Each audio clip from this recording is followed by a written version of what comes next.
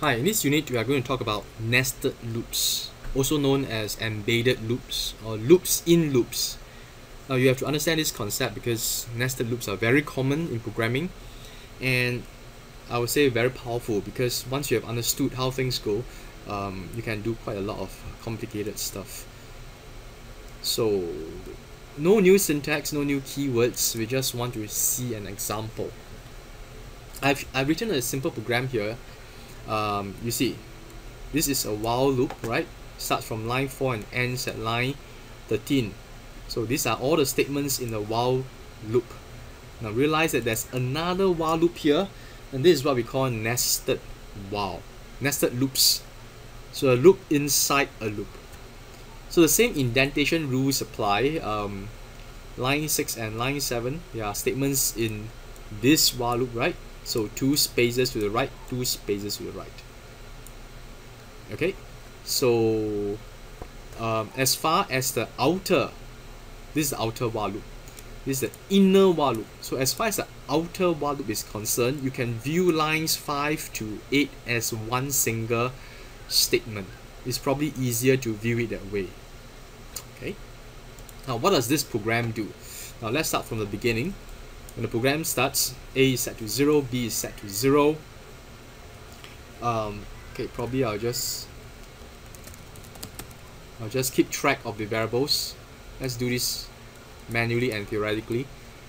A stores 0, B stores 0, and this is the output.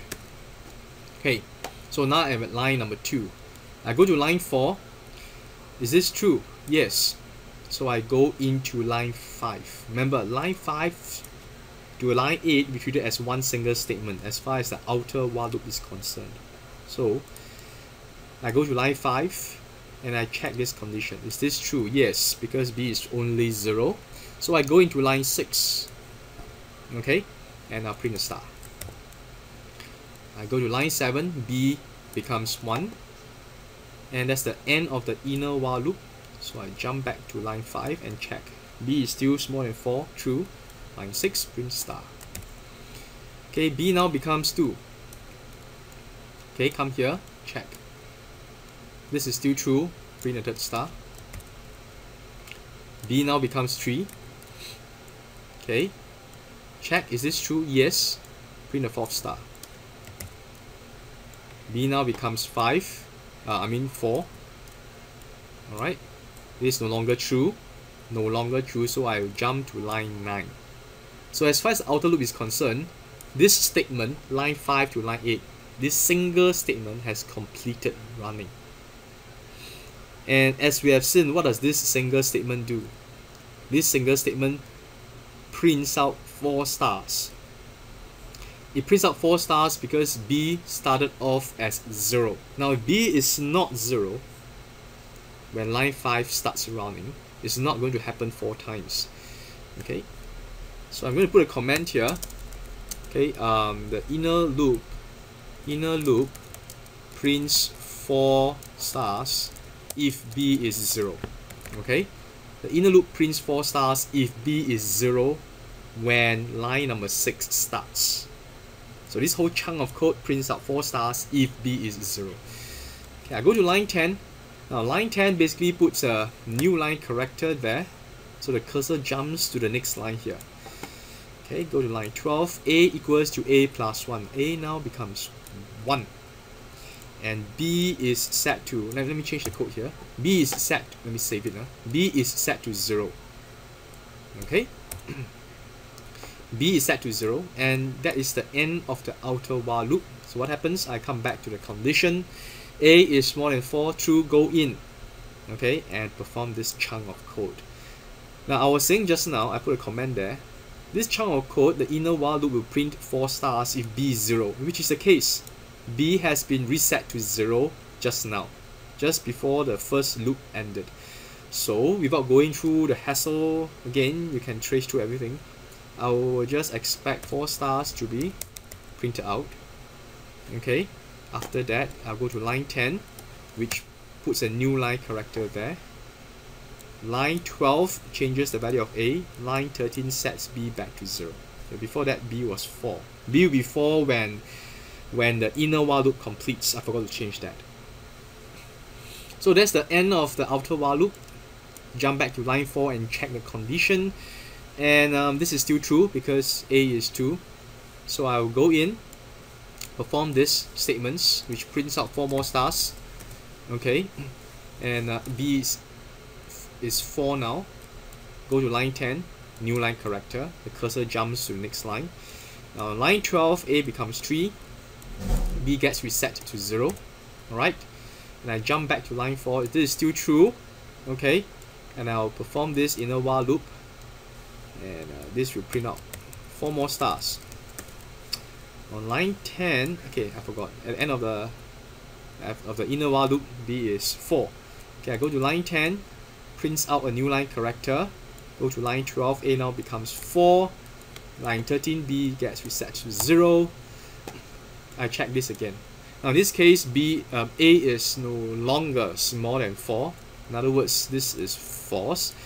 I will get out of the outer while loop. And I'll carry on with statement 15 if there are other statements there. In this case, the program will terminate. Let me save this and run it. See if the output matches my expected output. Yep. I printed out a 4x4 square of stars using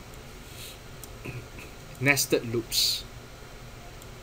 The inner loop prints out 1 row of stars. The outer loop repeats this thing 4 times. So I get 4 rows of 4 stars. Now I can examine this chunk of code again. I will show you the same thing using for loop. Using for loops. Nested for loops. Now check this out. Okay, a bit shorter. So when the program runs, I is set to 0. I go to line 2. As far as the outer for loop is concerned, line number 2 to line number 4 is considered one single statement. Okay, so on line 2, J is set to 0. I go to line 3, print 1 star. Okay, I come back to here, J is set to 1. I go to line 3, print out a second star. So basically, this inner for loop happens 4 times. When J is 0, J is 1, J is 2, J is 3. So line 3 happens 4 times. You print out 4 stars. So this inner for loop basically prints out 4 stars in a single row. Prints out 4 stars in a single row. And after the 4 stars are printed, I will jump to line 6. Okay, insert a new line there. And I go to line 7. Go back to line 1. Now this time I becomes 1. From 0 to 1. Okay, and basically the outer for loop repeats 4 times. The first time I is 0, second time I is 1, I is 2, I is 3. 4 times. So the output is going to be the same. Let me save this and prove that to you. Nested loop 1.rb. Ta-da! Okay, so you can have nested loops using a mixture of while and for, no problem. You can have an additional layer of nesting. What I'm trying to say is that you can have another for loop here. Okay, in 0.4, etc. Do some stuff here. Do stuff. Now, however, it is not recommended to have too many layers of nesting. Why? Because it makes it very difficult for anyone to read and find bugs if there are bugs. That means to debug your code. So as a general rule of thumb, I personally will avoid having more than 2 layers of nesting. Okay, you should be able to avoid having too many layers of nesting. There will be better ways to write code. The whole point here, remember, whatever the case, when you're writing code, the whole point here is to keep it simple. Keep the code simple for people to read and understand. Okay, and that includes yourself. Down the road, after 1 week, you'll probably find some difficulty in trying to understand what you have written, unless you have put in comments and written simple code. Okay, let's make things a bit more interesting. Back to this example. Okay, so instead of printing out a nice 4x4 square, let's change the code a bit. I'm changing line 13 from b equals to 0 to b equals to a. Okay, I'm going to save this and I'm going to run nested loop RB. Ta-da! Instead of a 4x4 square, you're going to get a kind of triangle. And why is that the case? I would like you to trace the program and find out why yourself. Basically, during the first outer iteration, I'll print out 4 stars. During the second outer iteration, I'll print out 3 stars. During the third outer iteration, I'll print out 2 stars. During the last outer iteration, I'll print out only 1 star. Okay? So think about that. Also, think about how you can modify this program to do the same thing. Okay, the crux lies here. This number here. How do you change the inner loop so that it prints out a different number of stars in that row? Okay, it could be related to I. So instead of for j in 0 dot dot 3, this can be for j in 0 dot dot maybe 3 minus I, or something which involves I, so that now this range becomes dynamic. It is not fixed. It won't repeat. This statement won't repeat 4 times all the time. Okay.